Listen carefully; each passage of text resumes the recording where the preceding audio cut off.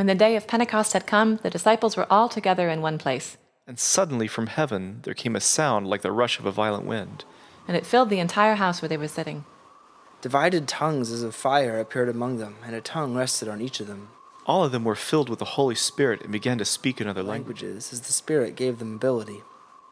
Quand le Dieu de la Pentecôte arriva, les disciples étaient tous assemblés au même endroit. Tout à coup, un grand bruit s'éleva au ciel. C'était comme si un ménage s'abattait sur toute la maison et faisait. Au même moment, ils virent apparaître des sortes de langages des éléments des flèches. Et остановились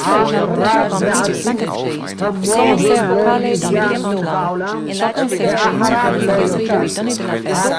Or, à ce moment-là, les Juifs pieux venaient s'allier de la nation des nations Amazed and astonished, they asked, And how is it we hear each of us in our own native language? In our own languages, we hear them speaking about God's deeds of power. All were amazed and perplexed, saying to one another, What does this mean? What does this mean? But others sneered and said, They are filled with new wine. But Peter, standing with the 11, raised his voice and addressed them.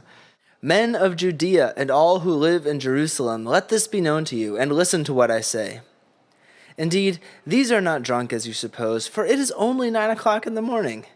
No, this is what was spoken through the prophet Joel. In the last days it will be, God declares, that I will pour out my Spirit upon all flesh, and your sons and your daughters shall prophesy, and your young men shall see visions, and your old men shall dream dreams. Even upon my slaves, both men and women, in those days I will pour out my Spirit, and they shall prophesy.